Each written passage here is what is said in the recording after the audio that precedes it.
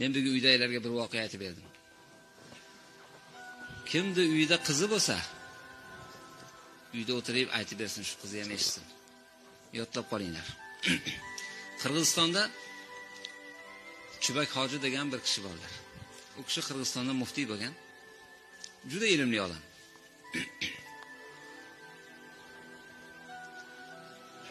Bir kun xonamga bir ayol kirib keldi deydi. Bolachasi bilan. Hazrat, sizdan bir narsa so'ramoqchiman.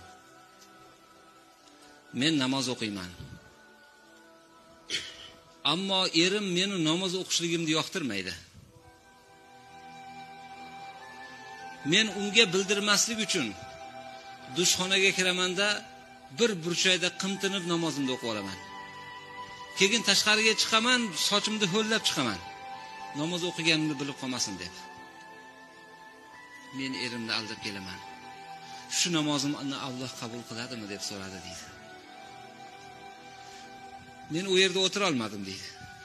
O'zimning xonamga kirib ketdim. Yig'lardim.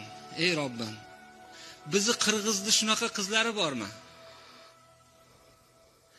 Erini, nopok erini, dinni, namozxon odamni yomon ko'radigan erini xafa qilib qo'ymaslik uchun shu namozimni Xudo qabul qilami deb g'am qiladigan qizi bormi Qirg'izda? Inshaalloh biz yo'qolib ketmas ekanmiz hali beri. Inshaalloh musulmonlar tug'ilar ekan bizdan.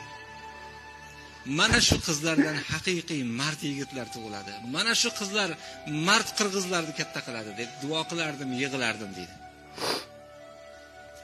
Qizlaringizga aytinglar. Shunaqa bo'lsin. Shunchalik izzatini qilsin erlarini. Shunchalik hurmatini qilsin. Namoz o'qimaysan deganni ko'ngliga qarasin. Men buni aldayapman, menga unga bildirmay namoz o'qiyapman, namozim qabulmikin deyapti. Ko'ryapsizmi?